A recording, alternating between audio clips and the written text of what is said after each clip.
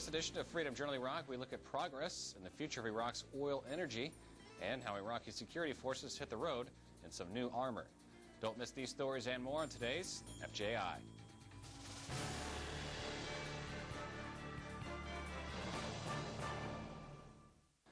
Hello, I'm Air Force Sergeant Braden Smith. Welcome to this edition of Freedom Journal Iraq. Many Iraqis will spend a blistering summer with little or no electricity.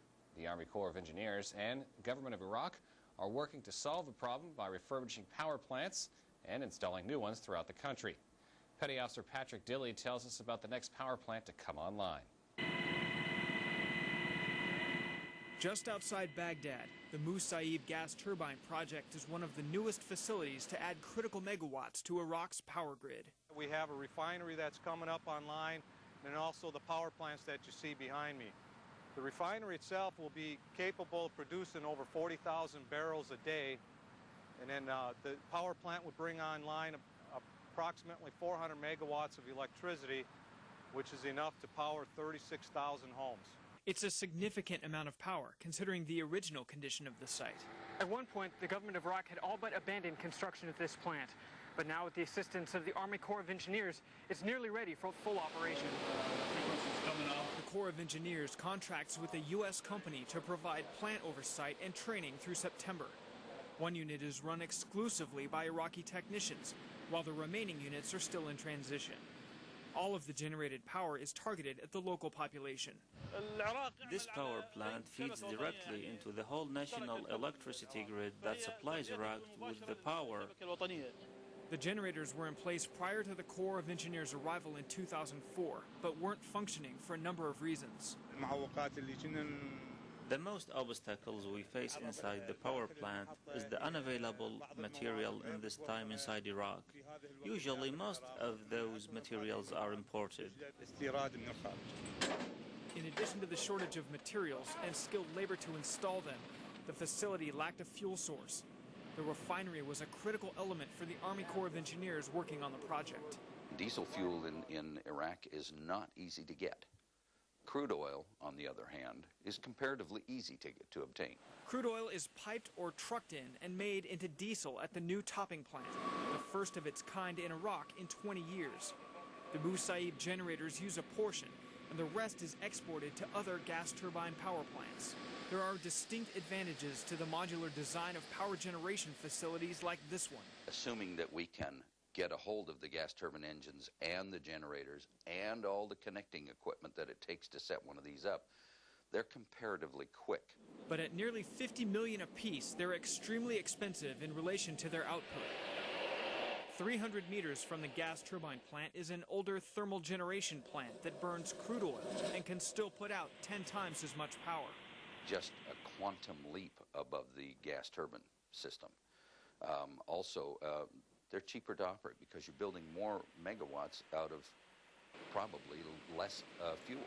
Together, both plants account for about 10% of Iraq's total power generation. Over time, the savings could offset the extremely high initial cost of building thermal plants. Deciding which types of plants to install is an ongoing process between the Corps of Engineers and the Ministry of Electricity.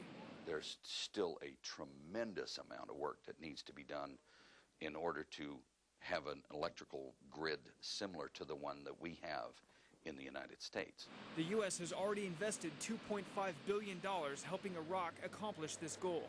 The World Bank estimates $27 billion to completely refurbish the system. Petty Officer Patrick Dilley, Musaib. When service members are badly injured, a hospital's blood supply is critical in saving lives. However, in severe quick reaction cases, other scenarios take place. Such is the case at a camp about 74 kilometers west of Baghdad, where service members from the area rushed to help save a life. The call for B-positive blood came in, and they rushed around organizing a walking blood bank while they stabilized an Iraqi policeman injured by an improvised explosive device. The surgeons performed damage control to help stabilize the patient and refilled him with the blood needed before he was shipped out. The fresh supply provides the necessary blood particles to handle the situation without taking from the reserves stored at the hospital. This is the third time this week donors were needed to save the lives of their Iraqi counterparts. Earlier this week, 2 IPs were injured and relied on the walking blood bank to to get the care they needed. With the help of willing donors and the capable staff, they were all stabilized before being transferred for further care.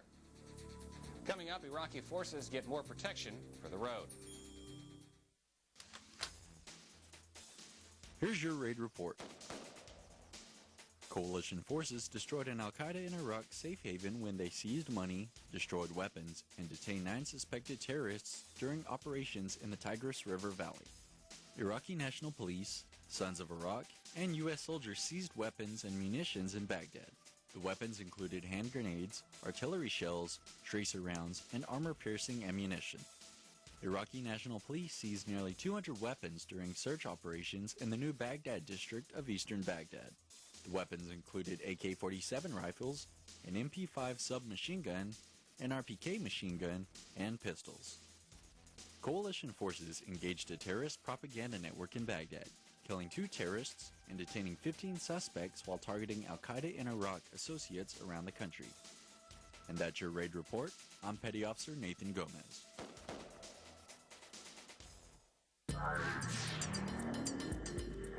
Here are the latest Operation Iraqi Freedom headlines. Iraqi President Talabani met with Vice President Cheney, Secretary Gates, and other U.S. officials in Washington. President Talabani said Iraq and the U.S. are negotiating a proposed strategic framework that assures Iraq's sovereignty, security, and independence. Kurdistan Regional Government Prime Minister Barzani said Kurdish authorities and the government of Iraq have formed a committee to iron out differences over a proposed oil and gas law. A spokesman for Grand Ayatollah Sistani said the religious leader does not approve the use of his name or other top clerics' names in political campaigns. Iraq will send 20 competitors to this year's Beijing Paralympic Games, all of whom have overcome great challenges. Those are your headlines from around the region. I'm Airman First Class Shaylin Jordan.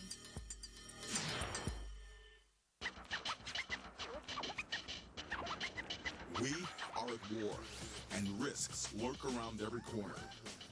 Whether you're off-duty or in the field, minimizing unnecessary risk is vital to your mission. Wear the proper safety gear, follow the proper safety procedures, make appropriate risk decisions so you can put your efforts where they're needed most. Check it. What gets checked gets done. The transfer of the 1,000th Up Armored Humvee is a landmark event that occurred between U.S. and Iraqi security forces. Petty Officer Nathan Gomez takes us to Taji for the occasion and reports on what it means for Iraq. This event marked a new beginning for the Iraqi security forces. Safety and protection on patrol is a new advantage for the ISF. The Humvee is one of the everyday tools the Army uses, and it's now ready for the ISF to use against the enemy. These new capabilities, added to Iraqi armed forces, would help in reaching self-sufficiency, self-dependence, and ending foreign military presence in Iraq. We think that the 8,500 Humvee vehicles provided to Iraqi armed forces will increase their capabilities of tracking down and defeating insurgents. The day wasn't just about the transfer of the 1,000th Humvee, it was also about the most important part of the vehicle, the Iraqi soldiers. These soldiers will now return to their units with their vehicles, capable of driving and maintaining them, and adding, importantly, to the capability of their battalions. To refurbish the Humvees, it took an average of $22,000 to get the vehicles back in proper working order. After the hard work of the Iraqi forces, the Humvees are ready to hit the streets again. With the capabilities of the Humvee at the Iraqi security forces' disposal, they'll be safer protecting their country. Petty Officer Nathan Gomez, Taji, Iraq. Next time on Freedom Journal Iraq, we take to the skies with U.S. Marines and their V-22 Osprey and Al-Assad. And that wraps up this edition of our program. Be sure to log on to mnf-iraq.com, where you can learn all about the progress coalition forces are making throughout the country. If you have story ideas, we'd love to hear them. Just email us at fjai@iraq.centcom.mil. From all of us here at AFN and Freedom Journal Iraq, thanks for watching, and we'll see you next time.